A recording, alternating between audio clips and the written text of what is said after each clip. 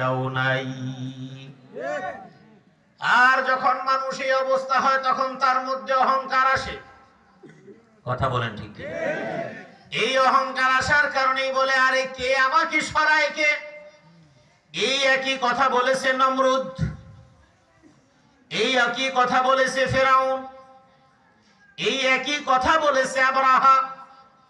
যেখানে আমি হলাম সর্বে সর্বা, সেখানে আবার আল্লাহর ঘর নামে আরেকটা ঘর কেমনে থাকে? যেখানে আমি আবরাহাকে বাদ দিয়ে ওখানে গিয়ে মানুষ চতুর্দিকে তাওয়াফ করে, এটা তো আমি মেনে নিতে পারি না। এই মেনে না নেওয়া এটা অহংকার। আর সবচেয়ে বড় অহংকারের মালিক কে?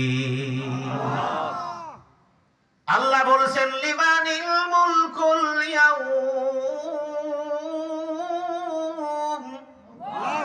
কিয়ামতের ময়দানে আল্লাহ পাক রব্বুল আলামিন বিচারকের আসনে বসে তখন বলবেন, আইনাল জাব্বারুন আইনাল মুতাকাব্বিরুন। দুনিয়ার ক্ষমতাশীলেরা কোথায়? দুনিয়ার বড় বড় মালিকেরা কোথায়? যারা ধন সম্পদের মালিক, বহু টাকা পয়সার মালিক হওয়ার পরে মানুষের ভিতরে অহংকার আসে। আবার ক্ষমতার মালিক হলে মানুষের মধ্যে অহংকার আসে, ঠিক কিনা? অনেক টাকার মালিক হলে সে কিন্তু তখন আর স্বাভাবিক থাকে না, পা আর তার মাটিতে থাকে না। তখন একটা হুমকি দেওয়ার সময় আঙুলটা তুলে, তুই আমাকে চিনিস? এই আমাকে চিনিস এই কথার মধ্যে অহংকার আছে না নাই? জোরে বলেন, আছে না নাই? তোর মতো 10টারে আমি আসার দিয়ে মাইরা ফেললেও আমাকে বলার কেউ নাই, এই কথার মধ্যে অহংকার আছে না নাই? আমার আল্লাহ বলেন, এই অহংকার তুমি যেই শক্তি দিয়া দেখাও, ওই শক্তিটা নেওয়ার জন্য আমার 1 সেকেন্ডও লাগবে না। বহু টাকার মালিক, আপনার টাকার অভাব নাই। আল্লাহ রাব্বুল আলামিন আপনার ব্রেনের মধ্যে একটা চক্কর দিয়ে দিলেন, মাথা ঘুরায় পড়ে গেলেন, আপনাকে নিয়ে গেল হাসপাতালে। নিয়ে যাওয়ার পরে নিবিড় পর্যবেক্ষণে নিয়ে গেল, কোনো হুঁশ নাই, জ্ঞান নাই, কিছুই নাই। এবার আইসিইউতে নিয়ে যাওয়ার পরে আপনাকে সমস্ত কিছু মেশিনারিজ গুলো বডির মধ্যে লাগায় দিল।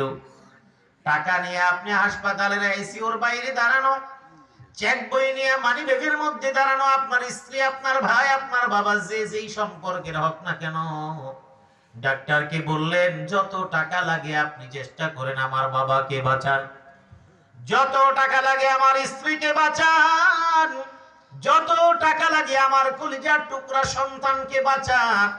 আমার আল্লাহ বলেন, বাঁচানোর মালিক ডাক্তার না, বাঁচানোর মালিক তোমার টাকা না, বাঁচানোর মালিক তোমার ক্ষমতা না, বাঁচানোর মালিক হলাম আমি আল্লাহ।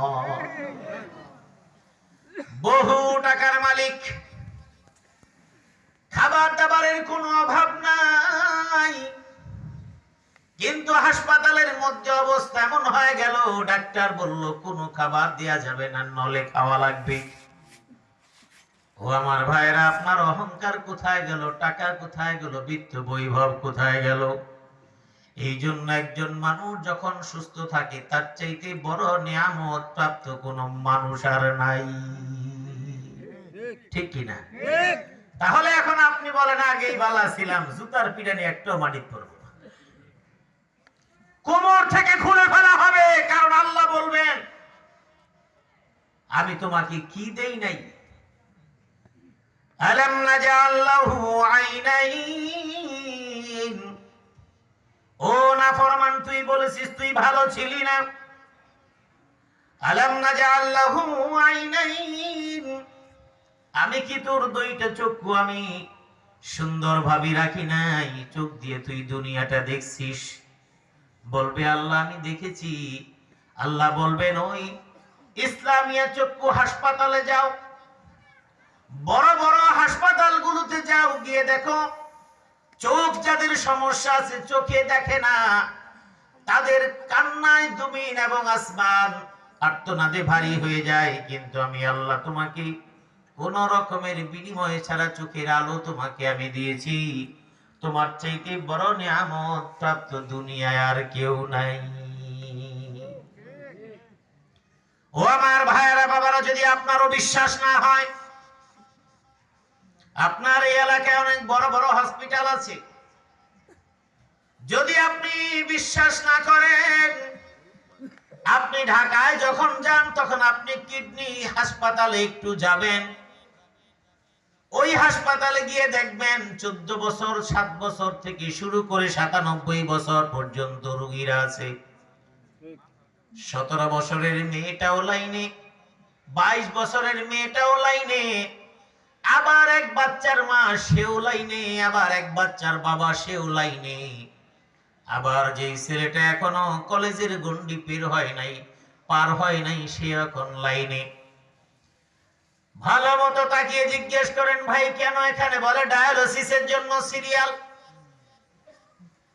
ওই অল্প বয়সের মেয়েটাকে জিজ্ঞেস করেন, নিজের চোখে দেখে বলছি, যেই মেয়েটা এখন মাত্র 17 কিংবা 18, ফুটফুটে সুন্দর, তার কথা বলতে বলতে মা কাঁদে, ভাই কাঁদে, বোন কাঁদে, বাবা কাঁদে।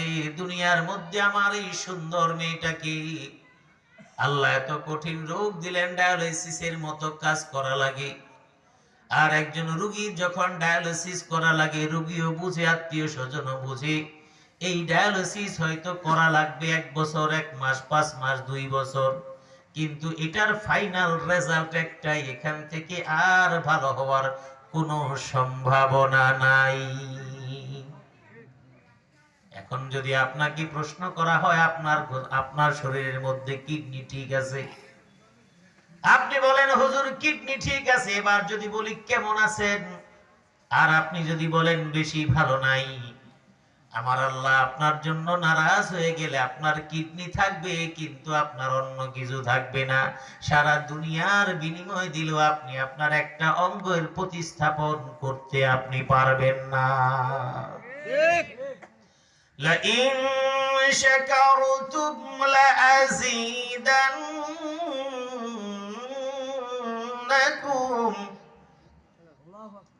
ولئن كفرتم إن عذابي لشديد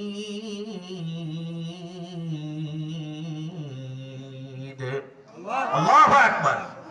আল্লাহ রাব্বুল আলামিন বলেছেন, লা ইন শাকারতুম লা আযীদান্নাকুম, তুমি বান্দা যেভাবে আছো সেই অবস্থার উপরে তুমি যদি বলো আল্লাহ আমি ভালো আছি, লা আযীদান্নাকুম, তাহলে আমি আল্লাহ তোমার রিজিক, তোমার সমস্ত কিছু নিয়ামত বাড়ায় দিব। ওয়া লা ইন কাফারতুম ইন্না আযাবি লাশাদীদ, যদি আমার নিয়ামতকে তুমি অস্বীকার করো, আমার আযাবের চাইতে কঠিন আযাব আর কেউ দিবে না। চুরি করতে করতে তারপরে কি আমার হয় না? বাংলাদেশে বাড়ি করা শেষ, রেলের টাকা খাওয়া শেষ, রাস্তার ইট বালু সুরকি খাওয়া শেষ, গরিবের সমস্ত কিছু খাওয়া শেষ, মেট্রো রেল খাওয়া শেষ, দরজা ভাঙছে, যেখানে লাগে 1 কোটি বলছে 300 কোটি লাগবে, ঠিক কিনা? বলছে 1 বছরে শেষ হওয়া, 1 বছরেও তা কমপ্লিট করা যাবে না, অথচ 1 মাসের মধ্যেই কমপ্লিট। তার মানে চুরির যত ক্ষেত্র, যত পদ্ধতি আছে সব কিছু অবলম্বন করা শেষ। আমার আল্লাহ বলেন চুরি করা শেষ, আমার পাকড়াও করা শুরু। কথা বলেন ঠিক কিনা? ওই প্রিয় অভিভাবক ছবি তুলে এখন আর কেউ ওই ছবি ফেসবুকে পোস্ট করে না, করে? কারণ পিডান একটাও মাটিতে পড়বে না। বলছে নেতার সাথে আমি মরলেও নেতার সাথে থাকবো, বাঁচলেও নেতার সঙ্গে থাকবো। এই বাংলাদেশের বড় বড় শিল্পপতিরা পর্যন্ত একটা মিটিং এ গিয়ে বলেছে, মাননীয় অমুক, আপনি মরে গেলেও আপনার সঙ্গ ছাড়বো না, খালি একটু উল্টায় যাওয়ার পরে আর কয় আমি নাই। কথা বলেন ঠিক কিনা? এক ছাগলে দেশটারে খাইল, একটা ছাগলে, মনে আছে? একটা ছাগল কিনা কি আল্লাহর ধরা, দুনিয়ার কেউ ধরতে পারবে না। কোন জায়গায় আপনার পাও কেটে যাবে আপনি টেরও পাবেন না।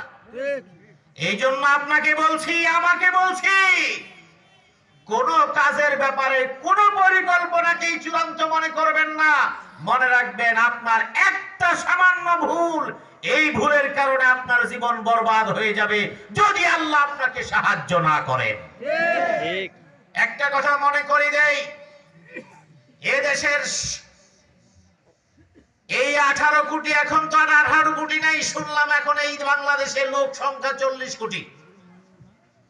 এই মানুষের সংখ্যা নিয়েও এখানে দুর্নীতি করা হয়েছে। থাক, আমরা 40 কোটি জায়গা বাদ দিলাম, যেটা মুখস্থ ওটাই বলি। এই 18 কোটি মানুষের প্রাণের স্পন্দন আল্লামা দেলোয়ার হোসাইন সাইদি রাহিমাহুল্লাহ। এই নামটা শুনলে কলিজার মধ্যে কষ্ট লাগে না? জোরে বলেন, লাগে না? এই কোরআনটাকে খুলে সুন্দর করে কথা বলেছিলেন তিনি, আর তার এই কোরআনের কথা মুশরিকের পা চাটা দালালেরা এবং মুশরিকরা, এদেরকে মুসলমান বলার কোনো সুযোগ নাই। যারা কোরআনের কথা রাস্তায় হতে দেয় না, যারা কোরআনের কথা বলতে দেয় না, আজকে 18 বছর পর এই বাংলাদেশে মন খুলে কোরআনের তাফসীর হচ্ছে। এই 17-18 বছর পর, 18 বছরে এই দেশের মানুষ মন খুলে কোরআন শুনতে পারে নাই। আজকের যেখানে কথা বলছি, আমি আপনাদের এই ধামরাইয়ের অনেক জায়গায় এসেছি। এদিকে বাংলাদেশের কোন অঞ্চল তো বাদ নেই, কিন্তু মাহফিল উঠার আগে অনেক ভাবনা চিন্তা করে তারপরে মাহফিল পর্যন্ত যাওয়া লাগছে। বাড়ি থেকে গাড়ি স্টার্ট দেওয়ার সময় খোঁজ নিতে হয়েছে, ভাই মাহফিল হবে তো? মাহফিলের কাছে গিয়েও খোঁজ দিছি মাইকের আওয়াজ চলে কি চলে না। এরপরেও বাস মাহফিলের কাছাকাছি যখন রেস্টে ছিলাম, তখন হাজার রকমের কথা। কেউ এই কানে ফিস ফিস করে, শুনতে না শুনতে এই কানে আরেকজন ফিস ফিস করে। এই কানে একজন বলে হুজুর কথাবার্তা বলবেন এই বিষয়ে, আরেকজন এই কানে বলে ওনারটা উনি জানেন, উনি বলতেছে হুজুর এই বিষয়ে কিন্তু বলা যাবে না। এখন আমি কি করব? উনি যেটা বলতে না করছেন, উনি যেটা বলতে বলছেন উনি আবার না করছেন। কিছুক্ষণ পর আরেকজন এসে বলছে হুজুর রাজনীতির কোনো কথা বলবেন না, আপনি কোরআন হাদিসের কথা বলেন। যেই চোরটারায় পাশে বসা, ওইটা হলো কোরআনের সবচেয়ে বড় দুশমন ছিল। বুঝেন নাই? আমাদের পাশে বসে থাকতো, আর আমরা যখন কোরআনের কথা বলতাম, যখন কোরআনের কথা নিজের কথা একটাও বলি নাই। এখানে যা বলেছি সব কোরআনের কথা বলা আছে। এখানে বলা আছে ইয়াউমাহুম বারিজুনা লা ইয়াখফা আলাল্লাহি মিনহু শাই, কারো কিছু দুর্নীতি কোনো গোপন থাকবে না। এখন চোরের দল বসা থাকলে তো বলবে হ্যাঁ আমাদের দুর্নীতির কথা আপনি বলেন কেন? বলবে কি বলবে না? এভাবেই 17 বছর আমরা পার করেছি। সুদের ওয়াজ করলে কেউ হুজুর এটা বাদ দিয়ে আরেকটা কোন, তো কই যামু? আচ্ছা ঠিক আছে সুদের ওয়াজ বাদ দিলাম, তাইলে এবার চুরি করার ওয়াজ করে কেউ হুজুর এটাও বলা যাবে না, কারণ চুরি তো আমরাই করি। ঠিক আছে চুরির কথা বাদ দিলাম, মানুষকে ঠকানো যাবে না, নবী নিষেধ করেছেন, কেউ হুজুর এটাও না। কেন এটা না? না একটু সমস্যা আছে, কারণ নেতা এই কাম করেই খায়। এরপরে শুরু করলাম মন্নের হক নষ্ট করা যাবে না, জমি জমা জোর করে নেওয়া যাবে না, হুজুর এইটাও না। কি যে এটা ছাড়া কি কোরআন আর কোনো কথা নেই? আরে ভাই কোনটা বলবো? কারণ ওনারা এই ব্যবসায়ী করে, যত খাস জমি আছে সব দখল করে এগুলি সব আরেকজনের কাছে বিক্রি করে, জোর করে মার্কেট দখল করে, ক্ষমতা থাকলে বিলের মধ্যে সাইনবোর্ড লাগায় মানুষের কাছে চান্দা দাবি করে, আছে না নাই? তাহলে এখন কি করব, কি ওয়াজ করতে পারি? ঠিক আছে মসজিদের আদব, মসজিদের মধ্যে কেউ কোন রকমের বেয়াদবি করবেন না, পরে এসে আগের কাতারে যাবেন না হুজুর আবার জামাল। এটা তো পুরো আমার কান্দেই চলে আসলো, কারণ উনি হলেন মসজিদের হোমরা সোমরা, এলাকার হোমরা সোমরা। উনি সপ্তাহে একদিন নামাজে যায়, তাও শুক্রবার যায়, খুতবার মাঝামাঝি সময়। এরপরে যায় আডাঙ্গা সামনের কাতারে যায়, আছে না নাই? আছে। এইটাও তার বিপদ। হুজুর বলা শুরু করলেন রমজান মাস, এই মাসে এইটা বাদদের রোজা এখনো 3 মাস বাকি। আরে বাবা শোনেন, ঈদের নামাজ আপনি মাঠে পড়বেন, এটা রাসূলুল্লাহর সুন্নাহ, এবং যেখানে আপনার নামাজ পড়বেন ইমাম সাহেব পড়বে, যথাসময়ে আপনারা পড়ে ফেলবেন। হুজুর এটা বাদ দেন, কারণ আমার পড়তে একটু দেরি হয়, কারণ ঈদের নামাজ ঈদগাহে হবে, সব জামাত রেডি, 9টায় জামাতের টাইম। গ্রাম অঞ্চলে একটু দেরিতে হয়, ঢাকায় একটু তাড়াতাড়ি হয়। আপনাদের এখানে কখন হয় জানি না, হয়তো ধরেন 8টা 8:30 এইরকম টাইম। নেতায় আসছে মাত্র, বছরে একবার আসে, 2 ঈদের নামাজই তো পড়ে। এখন আসার পরে উনি যে প্রতিদিন ঘুমায় এবারও ঘুমাইছে, কারণ আগের দিন নেতা নেত্রীরা ফুল নিয়ে গেছে, সালাম কালাম বিনিময় করতে করতে তারপরে টানতে টানতে তো 3টা 4টা বেজে গেছে, এরপরে ডাকের ঘুমাইছে। এদিক দিয়ে নামাজে 8টায় না 8:30, এই খবর তো নিজের নাই। সামসারা গিয়ে বললে তারপরে উনি জানে তো ঘুম থেকে উঠছে, ধাক্কা ধাক্কির পড়ার পরে উঠছেই মাত্র 8টায়, জামাত হলো 8:30টায়। উঠার পরে এত তাড়াতাড়ি উঠাই দিলে এখন আধা ঘন্টা বাকি, নেতার এখন আবার বাথরুমে যাওয়া লাগবে। কি সুন্দর সিস্টেম, ওখানে আবার উপরে দিয়ে সারি নিচ দিয়েও সারি, এটা না হইলে তার ক্লিয়ার হয় না। তো ওখানে যে এই কাজ করতে করতে তো আরো সময় লাগে। এদিকে মুসল্লিরা রৌদ্রের মধ্যে কষ্ট করতেছে, এদিকে তার ভ্রুক্ষেপ নাই। এরপরে 8:30 বাজে, আরো 10 মিনিট যায়। আমি মুখস্থ বলতেছি না, আমি এটা নিজের চোখে দেখে বলতেছি। সব জায়গায় এমন হয় তা বলবো না, কিন্তু ম্যাক্সিমাম জায়গায় এই কামগুলি হয়। এরপরে 9টার সময় আইসা মাইকটারে নিয়ে, বাপদাদার সম্পত্তি মাইক, আসসালামু আলাইকুম, বিসমিল্লাহির রহমানির রহিম।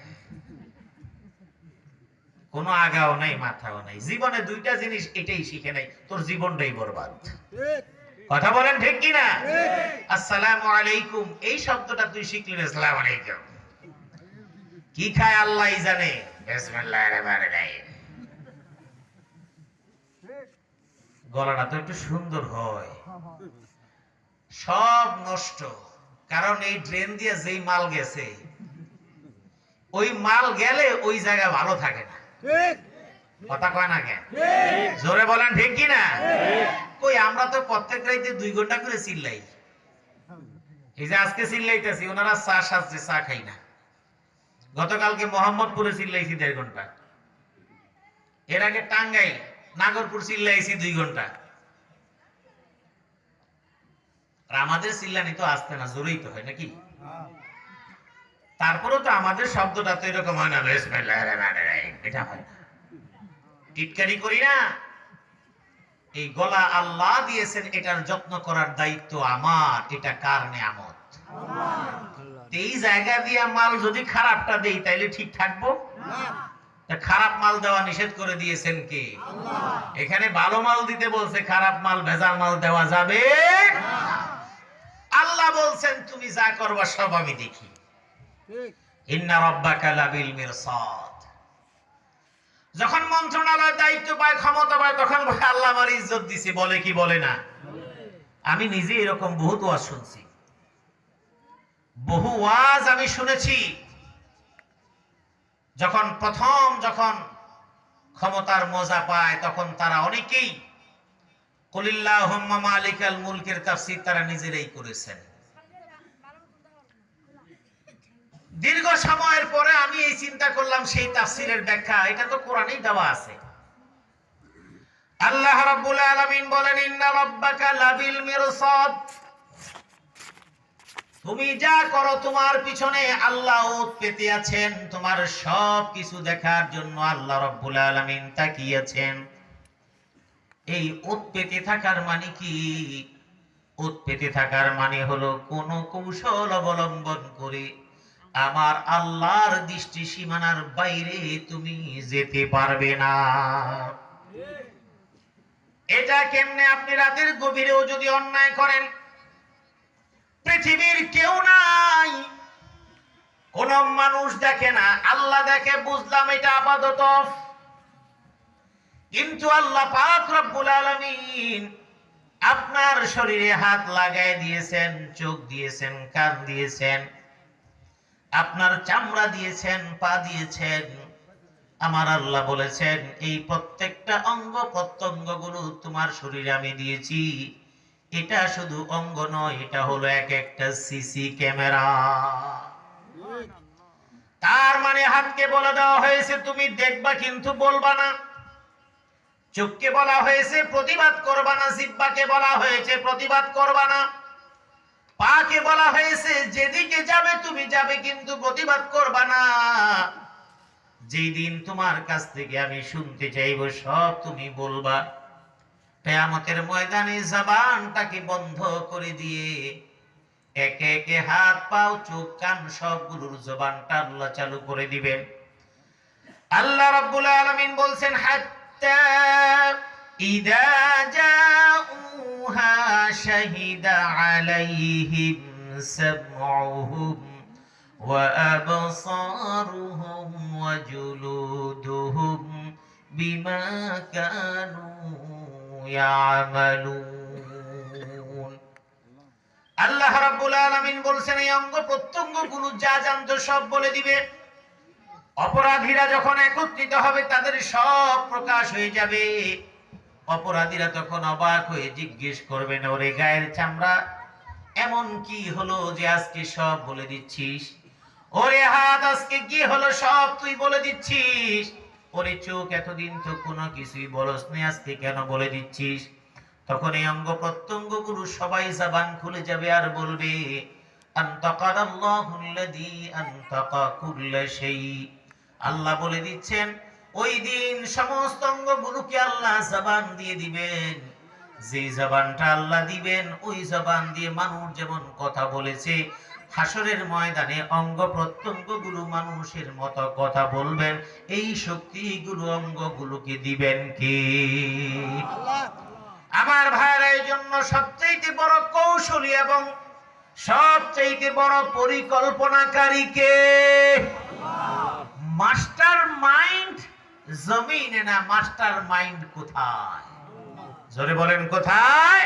আসমানে। আল্লাহর নবীকে হত্যা করার ষড়যন্ত্র করেছিল মুশরিকেরা। এই বাংলাদেশে আলেম ওলামা শূন্য করার ষড়যন্ত্র ছিল কি ছিল না? জোরে বলেন ছিল কি ছিল না? আলেম মানি জঙ্গি, আলেম মানি রাজাকার, আলেম মানি মৌলবাদী। আলেম এমন একটা শব্দ মানুষের কাছে ঘৃণার পাত্র বানায়া দিয়েছে। আমার আল্লাহ বলেন আলেম কোরআনের খাদেম এবং ওয়ারাসাতুল আম্বিয়া এবং দিনদার মানুষগুলোকে অপমানিত লাঞ্ছিত করা হয়েছে। যারা এই কাজ করে তারা জমিনের মধ্যে কোনোদিন সম্মান পায় নাই। তাদেরকেও মানুষ মনে রাখে, নবীদেরকেও মনে রাখে। আবার এই জামানার উতবা শাইবা আবু লাহাবের উত্তরসূরিদেরকেও মানুষ মনে রাখবে। আবার ওই জেলখানায় ফাঁসির আসামি হিসেবে দ্বীনের জন্য যারা শহীদ হয়েছে তাদেরকেও এই দেশের মানুষ মনে রাখবে। এই কোরআনের কারণে দ্বীন প্রতিষ্ঠার জন্য যারা শাহাদাতের পেয়ালা পান করেছে, ফাঁসির মঞ্চে গিয়েছে, একবারের জন্য বলে নাই যে আমরা আপনাদের সাথে একটু আতাত করতে চাই, বরং বারবার প্রস্তাবনা দিয়ে দেওয়া হয়েছে যদি একবারের জন্য যদি আমাদের প্রস্তাবগুলো মেনে নিন আপনাদেরকে বেকসুর খালাস করে দেওয়া হবে। কিন্তু তারা বলেছিল না। আমাদের জীবনের তামান্না ছিল শাহাদাতের তামান্না। আমি যদি ফাঁসির মঞ্চে যাই তাহলে শহীদ মৃত্যু আমি আল্লাহর কাছে চেয়েছি। তারা দুনিয়া থেকে বিদায় নিয়েছেন। আমি মনে করি সেই শাহাদাতের সেই রক্তগুলো বাংলার জমিনে বৃথা যায়নি। সেই শাহাদাতের কারণেই এই 24 সালে এই বাংলাদেশ নতুন করে মুক্তি লাভ করেছে। পৃথিবীতে মানুষ বিভিন্ন কারণে মানুষকে মনে রাখে। আবু হুরায়রা রাদিয়াল্লাহু তাআলা আনহুকেও মানুষ স্মরণ করে, আল্লাহর নবীকেও মানুষ স্মরণ করে, আবু জাহালকেও স্মরণ করে। আবার অন্যান্য যে নেতা নেত্রীরা আছে তাদেরকেও আল্লাহ রাব্বুল আলামিন মানুষের মনে জায়গা দিয়েছেন, তারাও স্মরণ করে। নমরুদ ফেরাউনকেও মানুষ স্মরণ করে। আবার মূসা আলাইহিস সালাম, ইব্রাহিম আলাইহিস সালামকেও স্মরণ করে। কিন্তু নবীকে যখন স্মরণ করে ওই বাড়িটার কাছে যায় আর নবীর কথা মনে করে চোখ দিয়ে পানি বের হয়, ওই পানিটাই হলো আমার নবীর প্রেম।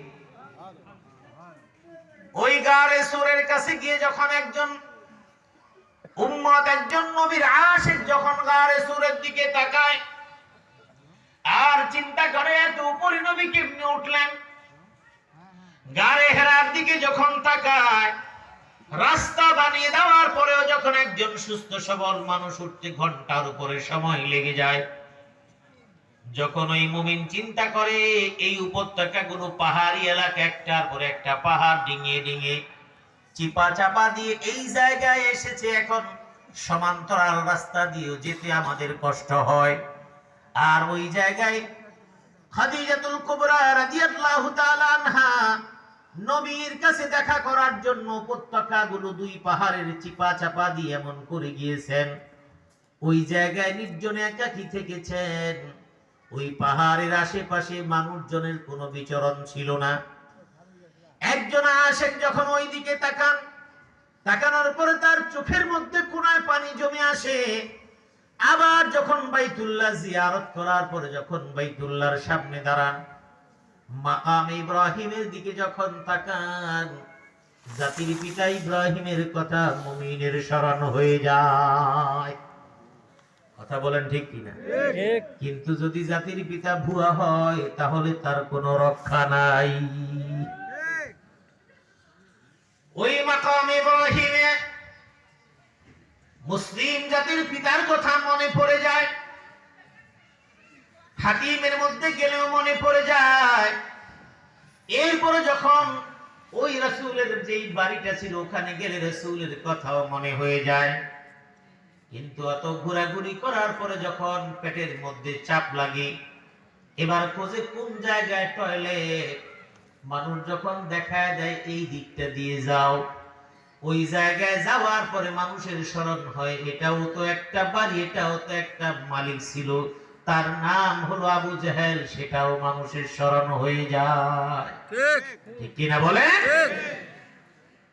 সেই জন্য আমি বলছি, আল্লাহ পাক রব্বুল আলামিন ইজ্জত দেওয়ার মালিক, আবার বেইজ্জতি করার মালিক কে? আল্লাহ রব্বুল আলামিন কৌশল অবলম্বন করেন। আমার নবীকে হত্যা করার জন্য ষড়যন্ত্র করা হলো। কোন কারণে ষড়যন্ত্র করা হলো? আল্লাহর নবী যখন মানুষকে দাওয়াত দিলেন, সবাই তার কাছে শত্রু হয়ে গেল। এই শত্রু হয়ে যাওয়ার কারণে নবীর মনক্ষুণ্ণ হয়ে গেলেন। আল্লাহ নবী দাওয়াত দিবেন, এই দাওয়াত দেওয়ার জন্য আল্লাহ পাক রব্বুল আলামিন নবীকে ঘোষণা দিলেন, নবীকে বলে দিলেন আপনি আপনার পরিবার পরিজন থেকে দাওয়াতের কাজ শুরু করুন। এই দাওয়াতের অংশ হিসেবে আল্লাহর নবী দাওয়াত শুরু করলেন। মক্কা মুকাররমায় আপন কেউ নাই। ওই মুহূর্তে দুইজন মানুষ শুধুমাত্র আল্লাহর নবীকে সাপোর্ট দিতেন। একজন হলো চাচা আবু তালিব, যিনি বিশ্বাসে মুশরিক ছিলেন, কিন্তু ভালোবাসায় ভাতিজাকে এত বেশি ভালোবাসতেন, ওই ভালোবাসার কারণে আবু তালেবকে শাস্তি দেওয়া হবে জাহান্নামীদের মধ্যে সবচেয়ে কম আযাব। সুবহানাল্লাহ, জোরে বলেন সুবহানাল্লাহ। সারা মক্কা মুকাররমার মানুষ যেখানে নবীর বিরুদ্ধে, সমস্ত নেতারা নবীর বিরুদ্ধে, চাচা আবু তালেব মুশরিকদের লিডার। কিন্তু আবু তালেব বলেছে আমার ভাতিজার ব্যাপারে কোন রকমের চোখ তুলে তাকানো যাবে না। শুধু তাই না, চাচা আবু তালেব নিজের সন্তানদেরকে নবীর কাছে ছেড়ে দিয়েছেন। আল্লাহু আকবার। হযরতে আলী রাদিয়াল্লাহু তাআলা আনহু তাকে দিয়েছেন আব্বাসের কাছে লালন পালনের জন্য, যিনি রাসূলুল্লাহর চাচা।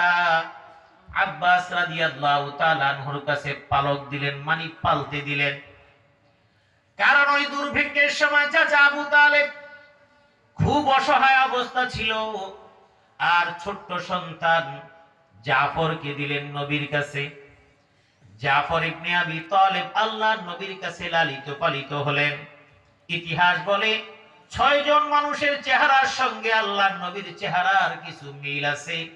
তাদের একজন হলেন জাফর ইবনে আবি তালিব রাদিয়াল্লাহু তাআলা আনহু। জোরে বলেন সুবহানাল্লাহ। এই কথাটা এই জন্য বললাম, আবু তালেব মুশরিকদের নেতা হওয়া সত্ত্বেও নিজের সন্তানকে মুহাম্মাদের কাছে ছেড়ে দিলেন। কারণ তিনি জানেন মুহাম্মদ যা বলে তার সত্য বলে। এই অবস্থার মধ্যে আল্লাহর নবীর একজন ভরসার মানুষ, তিনি হলেন চাচা আবু তালেব, আর একজন হলেন প্রিয়তমা স্ত্রী খাদিজাতুল কুবরা রাদিয়াল্লাহু তাআলা আনহা। এক অবস্থায় এই দুইজন একই বৎসর মারা গেলেন 10ম হিজরিতে। মারা যাওয়ার কারণে আল্লাহর নবী হতাশার মধ্যে পড়ে গেলেন। অভিভাবক বলে আর কোনো কিছুই রইল না। একদিকে চাচার, একদিকে প্রিয়তমা স্ত্রী। এই জন্য ওই বছরটাকে বলা হয় চিন্তার বছর, আমুল হুজন। আল্লাহ পাক রব্বুল আলামিন এই অবস্থার মধ্যে তাকে সান্ত্বনা দিবেন। পৃথিবীর মানুষ যা কিছু করতে চাক না কেন, কিন্তু আল্লাহ রব্বুল আলামিন যদি কাউকে ভালো রাখতে চান, দুনিয়ার কোন মানুষ তার কোনো ক্ষতি করতে পারে না। ঠিক কিনা? লাউ ইজতামা'আন নাসু আলা আন ইয়ানফাউকা বিশাইইন লাম ইয়ানফাউকা বিশাইইন ইল্লা ক্বাদ কাতাবাহু আল্লাহু লাক ওয়া লাউ ইজতামা'আন নাসু আলা আন ইয়াদুররুকা বিশাইইন লাম ইয়াদুররুকা বিশাইইন ইল্লা ক্বাদ কাতাবাহু আল্লাহু লাক। নবী বলছেন, পৃথিবীর সমস্ত মানুষ মিলে যদি তোমার কোনো উপকার করতে চায়, যদি আল্লাহ তোমার উপকার করতে না চান, সারা দুনিয়ার মানুষ মিলেও তোমার কোনো উপকার করতে পারবে না। আর সারা দুনিয়ার মানুষ মিলে যদি তোমার কোনো ক্ষতি করতে চায়, আর আল্লাহ রাব্বুল আলামিন যদি তোমার কোনো ক্ষতি করতে না চান, সারা দুনিয়ার মানুষ মিলেও তোমার কোনো ক্ষতি করতে পারবে না। তোমার ব্যাপারে পুলিশ প্রশাসন তোমাকে গার্ড দিবে, র্যাব তোমাকে গার্ড দিবে, ডিজিএফআই তোমাকে গার্ড দিবে, সোয়াট টিম তোমাকে গার্ড দিবে, বিমান বাহিনী তোমাকে গার্ড দিবে, এবং বিজিবি তোমাকে গার্ড দিবে রক্ষা করার জন্য। কিন্তু আল্লাহ পাক রব্বুল আলামিনের সিদ্ধান্ত হলো কোনো কিছুই টিকবে না। আমি সিদ্ধান্ত নিয়েছি, তোমাকে বেইজ্জতি শুধু করব না, ইতিহাস থেকে শেষ করে দিব। ছোট ছোট বাচ্চা দ্বারা লাঞ্ছিত করে এই জমিন থেকে উৎখাতের সিদ্ধান্ত নিয়েছেন কি? এই জন্য অহংকার, এটা কার গুণ? জোরে বলেন কার? এই অহংকার আল্লাহর গুণ। এই অহংকার কোনো মানুষ করতে পারে না। আমি ক্ষমতায় থাকবো, আমার ক্ষমতা থেকে সরানোর কারো কোনো ক্ষমতা নাই। আমি 81 বছর পর্যন্ত নয়, 100 বছর পর্যন্ত আমি থাকবো, এই চেয়ার আমি ছাড়বো না। আল্লাহ বলেন, আমি চেয়ার সরায় দিব, তোমার চেয়ার কেউ ধরে কোনোদিন রাখতে পারবে না। ঠিক কিনা বলেন?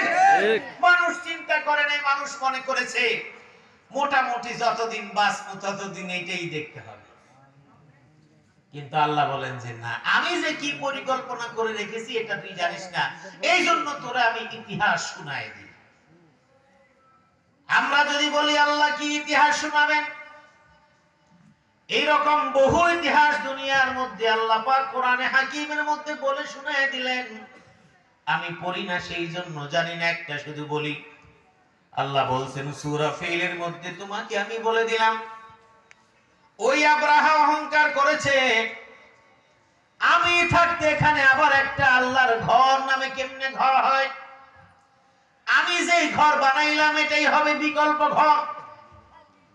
যদি তাওয়াফ করা লাগে এটাই করবে, যদি কোনো কিছু করা লাগবে আমার বানানোটার মধ্যেই করবে, ওটার কাছেও কেউ যাবে না। কিন্তু কেউ কারো কথা শোনে না, সবাই তো ওই দিকে চলে যায়। এই জন্য চিন্তা করা হলো আগে ওটা ভাঙা দরকার, তাহলে আমারটা থাকবে। ঠিক কিনা বলে? বাংলাদেশে হুজুরদের পক্ষে লোক এত কথা বলে কেন? ইসলাম পন্থীদের পক্ষে এত কথা বলে কেন? একামতে দিনের জন্য এত ছেলেপেলেরা কাজ করে কেন? এই জন্য যদি দাড়ি একটু খোসা খোসা হয়, শার্ট পরে, প্যান্ট পরে, টাকনুর উপরে, ইউনিভার্সিটিতে পড়ে, তাহলে সহজেই তাকে গ্রেফতার করা যায়, এটা শিবির বইলা নেওয়া যায়। যদি সেটা যদি প্যান্ট এবং শার্ট না হয়, পাঞ্জাবি পায়জামা, কোন মাদ্রাসার তালিবে ইলম, কওমি মাদ্রাসার যদি সুবিধা মনে করে, বলে এটা জঙ্গি গ্রুপের সদস্য। আবার যদি বয়স্ক কোনো মুরব্বী হয়, বলে যে এ হইল ওই সমস্ত গ্রুপের লিডার। যদি লোকটা যদি বুড়া হয়, কয় আধ্যাত্মিক লিডার। নামের কোনো ভাব নাই। এই ষড়যন্ত্রগুলো জমিনে হয়েছে, এর চাইতে ভালো ষড়যন্ত্র নয়, বরং কৌশল অবলম্বন করেছেন কে? জোরে বলেন কে? আরো জোরে বলেন কে? আব্রাহা পাঠায় দিল বিশাল বাহিনী। বাহিনী পাঠায় দেওয়ার পরে সবার কানে চলে গেল আব্রাহা আসতেছে বিশাল হস্তির একটা বিশাল বাহিনী নিয়ে। কেউ সামনে দাঁড়াবার ক্ষমতা রাখলো না। যে যাকে বলে সেই কে ওরে বাবারে পালায়, আমার দ্বারা সম্ভব না। কিন্তু বান্দার শক্তি যেখানে শেষ, আল্লাহর শক্তি সেখান থেকেই শুরু। চিল্লায় বলেন আল্লাহু আকবার। পাবলিক সব চলে গেছে। আল্লাহ রাব্বুল আলামিন ছোট ছোট সবচাইতে ছোট কিছু পাখি বললেন তোরা যা, বড়গুলি পাঠান লাগবে না। একটু মিলায় দেখেন, যুগ পরিবর্তন হয়েছে, ধরন পরিবর্তন হয়েছে, আল্লাহর পরিকল্পনাটাও যুগ অনুযায়ী করে দিয়েছেন কি আল্লাহ। وَأَرْسَلَ عَلَيْهِمْ طَيْرًا أَبَابِيلَ। এটা আবাবিল পাখির নাম না, আবাবিল মানে হলো ঝাঁকে ঝাঁকে আসা।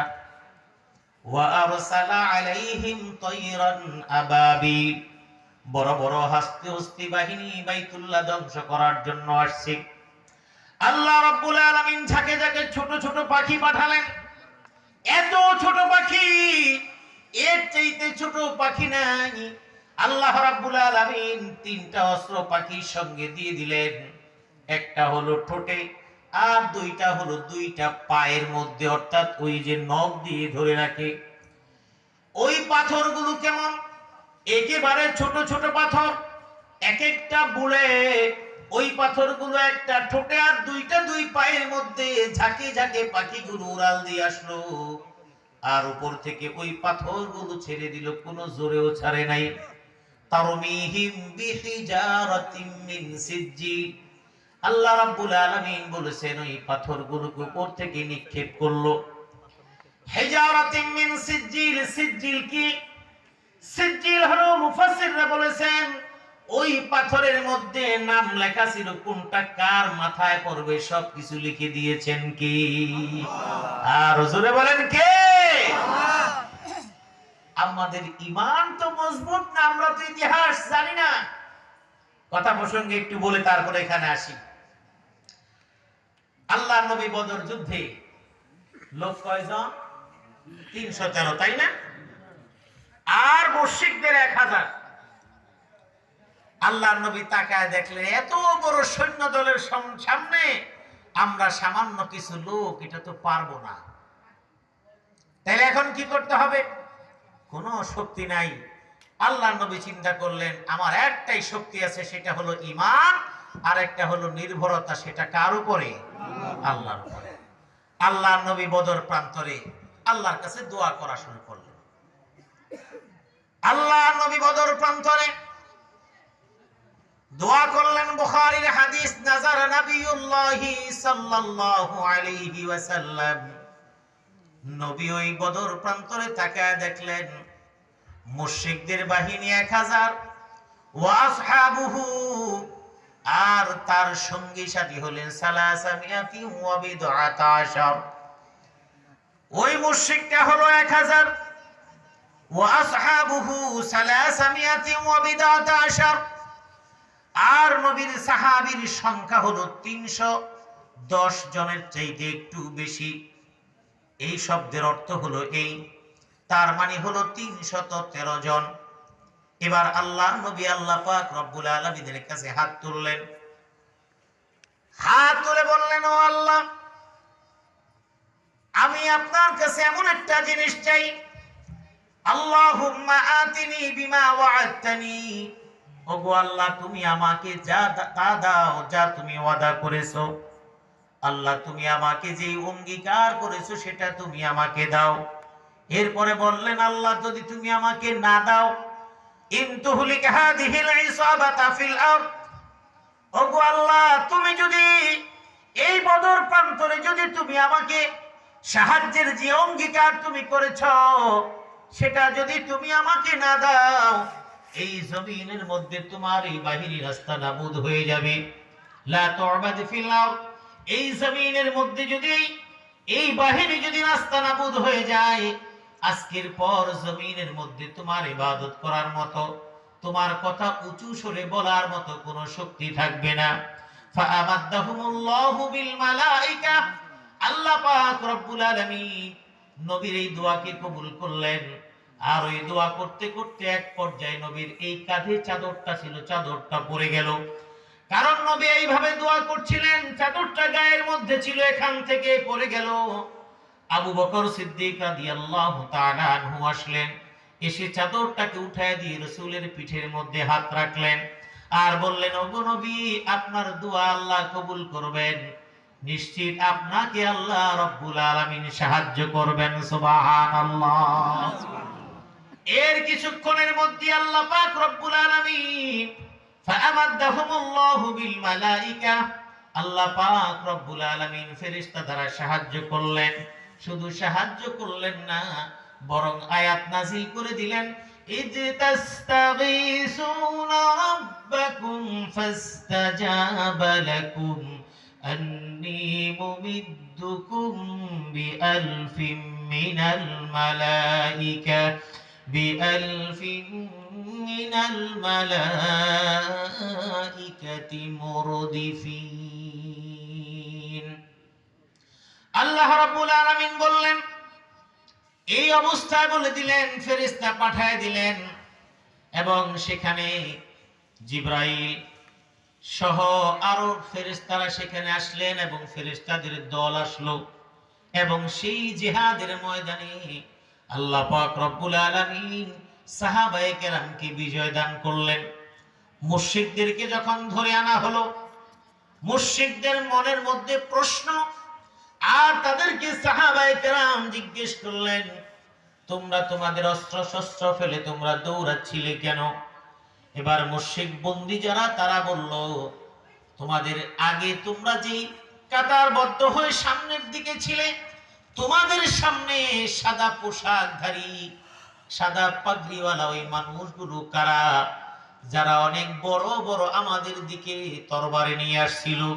তার মানে সাহাবায়ে কেরাম বুঝে গেলেন, এই যুদ্ধ শুধু মানবের যুদ্ধ হয় নাই, স্বয়ং আল্লাহ পাক রব্বুল আলামিন ফেরেশতা দ্বারা মুসলমানদেরকে সাহায্য করেছে। ওয়ালাকাদ নাসারাকুমুল্লাহু বিবাদরিন ওয়া আনতুম আদিল্লা। আল্লাহ রাব্বুল আলামিন বলেছেন, বদর প্রান্তরে তোমাদেরকে সাহায্য করেছি, আর তোমরা সংখ্যায় খুব অল্প ছিলা, ওই অল্প থাকা সত্ত্বেও সাহায্য করে বিজয় দিতে পারেন কি?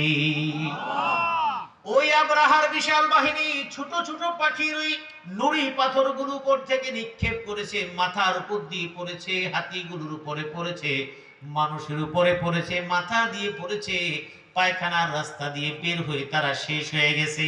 কেমন শেষ হয়েছে? শুধু মারা যায় নাই, এক একটা বুলেট পেটের ভিতরে গেছে, একেবারে তাসনাস হয়ে গেছে। তার মানে বুলেট গুলো পেটের মধ্যে ঢুকার পরে ব্রাস্ট হয়ে একাকার হয়ে গেছে। আল্লাহ রাব্বুল আলামিন বলছেন, ওয়া আরসালা আলাইহিম তায়রান আবাবিল তারমিহিম বিহিজারাতিন মিন সিজ্জিন ফাজআলাহুম কাআসফিন মাকুল। ওই জায়গার মধ্যে যে আব্রাহার বাহিনী পড়া ছিল, অবস্থা কেমন? ছাগলে ঘাস খায়, গরুতে ঘাস খায়।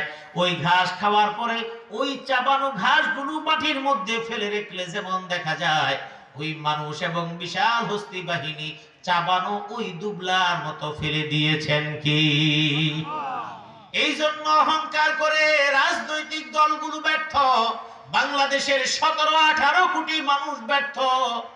কিন্তু সেই জায়গার মধ্যে ছোট ছোট বাচ্চাদেরকে দিয়ে এই বাংলাদেশের এই সমস্ত মুনাফিক এবং যারা অহংকারী, তাদেরকে নাস্তানাবুদ করার ক্ষমতা রেখেছিলেন কি? আল্লাহ। এই জন্য ভাইয়েরা, সমস্ত বিশ্বাস রাখতে হবে কার উপরে? আমি একটা বিষয়, রাত তো অনেক হয়ে গেছে, আপনাদের কষ্ট হইতেছে না? না বলে কতক্ষণ? আর 15 মিনিট বলি না, 15 মিনিট না, 15 মিনিট বলি। এর কারণ হলো আমাদের সবুজ ভাই, তার একটা আরজি ছিল, কিন্তু সেই আরজিটা তো আসলে, কারণ একটা মাহফিলে যখন আসি, আসার পরে অনেক মানুষের অনেক রকমের চাহিদা থাকে, কারণ প্রত্যেকেই চায় মনের মতো কিছু কথা শোনার জন্য। প্রত্যেকের চাহিদা থাকে, আসলে কোনটা রেখে কোনটা বলবো, সবই যদি বলতে যাই তাহলে 3 দিনও তো শেষ করা যাবে না। তো সেজন্য এই কথাগুলোর সাথে আরেক